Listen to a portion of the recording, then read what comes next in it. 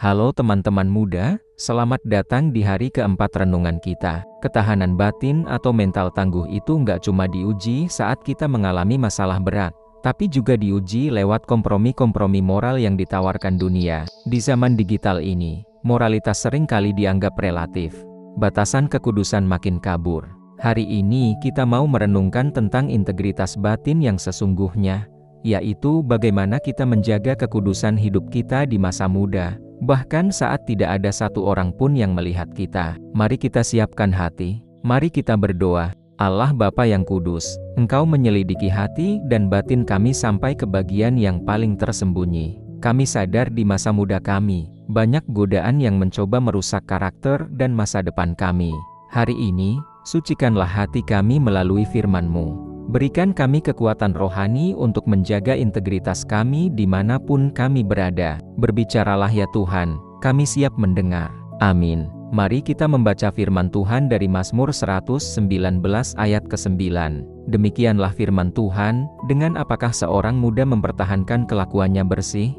Dengan menjaganya sesuai dengan firman-Mu. Teman-teman muda, pemazmur melemparkan sebuah pertanyaan retoris yang sangat relevan buat kita hari ini. Kata mempertahankan kelakuannya bersih dalam teks asli Ibrani menggunakan kata zakah, yang artinya memurnikan, menjernihkan, atau membuat berkilau bebas dari kotoran.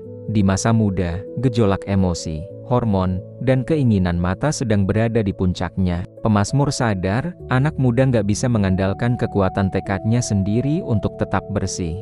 Satu-satunya cara adalah dengan menjaganya sesuai dengan firman-Mu. Kata menjaga di sini menggunakan kata syamar, yang merupakan istilah militer untuk berjaga-jaga, waspada, atau mengawal ketat seperti seorang prajurit yang menjaga benteng pertahanan. Secara eksegetis, integritas moral anak muda Kristen diraih melalui tindakan syamar menjadikan firman Tuhan sebagai pengawal ketat atas mata kita, pikiran kita, jari-jari kita saat memegang smartphone, dan keputusan-keputusan rahasia kita. Bayangkan sebuah filter air yang sangat canggih.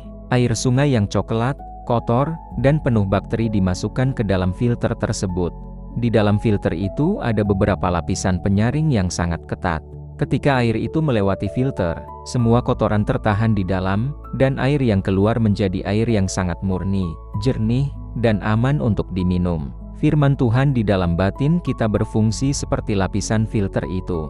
Ketika konten-konten negatif, ajakan kompromi dosa, atau pornografi mencoba masuk lewat mata dan pikiran kita, firman Tuhan langsung menahannya dan menjaga hati kita tetap murni. Aplikasi praktisnya buat kita, miliki integritas digital. Apa yang kamu tonton saat kamu sendirian di kamar malam-malam? Apa yang kamu ketik di kolom komentar saat memakai akun anonim? Integritas adalah karaktermu yang sesungguhnya saat tidak ada orang yang melihatmu. Anak muda yang tangguh batinnya adalah mereka yang berani mematikan layar handphonenya ketika godaan dosa muncul. Mereka yang memilih jujur saat ujian meskipun punya kesempatan buat menyontek. Jaga purity-mu, karena kekudusan adalah sumber kuasamu. Implikasinya, anak muda yang menjaga kekudusan dan integritasnya akan menjadi alat yang sangat tajam dan mulia di tangan Tuhan. Kamu akan memiliki otoritas rohani, dihormati oleh lingkunganmu karena karaktermu yang tulus, dan Tuhan tidak akan ragu untuk mempercayakan perkara-perkara besar dalam hidupmu karena kamu terbukti bisa dipercaya dalam perkara kecil yang tersembunyi. Mari kita belajar lagi dari Yusuf di Mesir. Ketika dia berada di rumah Potifar, dia adalah seorang budak asing yang tidak diawasi oleh orang tuanya atau pendetanya. Suatu hari, istri Potifar merayu dan mengajaknya berbuat dosa saat rumah dalam keadaan sepi. Yusuf punya kesempatan dan alasan untuk berkompromi. Tapi apa katanya? Bagaimanakah mungkin aku melakukan kejahatan yang besar ini dan berbuat dosa terhadap Allah? Yusuf mempraktikkan syamar. Dia memilih lari meninggalkan jubahnya demi menjaga purity-nya di hadapan Allah. Kesimpulan hari keempat, mental yang tangguh di musim sulit membutuhkan integritas moral yang murni. Karakter yang bersih di hadapan Allah adalah fondasi keberhasilan sejati. Mari kita berkomitmen untuk menjaga kekudusan hidup kita sepanjang hari ini, bahkan dalam hal-hal tersembunyi. Mari kita berdoa, Tuhan Yesus, sucikanlah hati dan mata kami hari ini. Ampuni kami jika seringkali kami berkompromi dengan dosa saat tersembunyi dari pandangan orang lain. Kami mau belajar memiliki integritas seperti Yusuf. Taruhlah firman-Mu sebagai pengawal syamar di dalam hati kami, agar hidup kami menyenangkan-Mu dan memancarkan kemurnian-Mu kepada dunia. Amin. Bapa kami yang di sorga, dikuduskanlah nama-Mu, datanglah kerajaan-Mu, jadilah kehendak-Mu di bumi seperti di sorga. Berikanlah kami pada hari ini makanan kami yang secukupnya, dan ampunilah kami akan kesalahan kami, seperti kami juga mengampuni orang yang bersalah kepada kami. Dan janganlah membawa kami ke dalam pencobaan, melainkan lepaskanlah kami daripada yang jahat. Karena Engkaulah yang mempunyai kerajaan dan kuasa dan kemuliaan sampai selama-lamanya. Amin.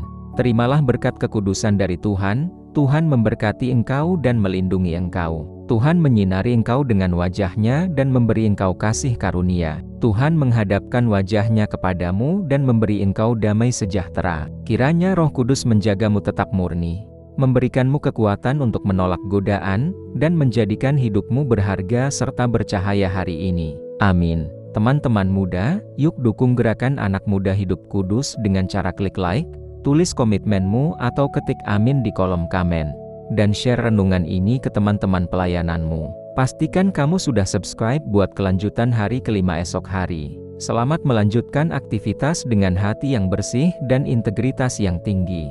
Keep it pure, guys. Tuhan Yesus memberkati.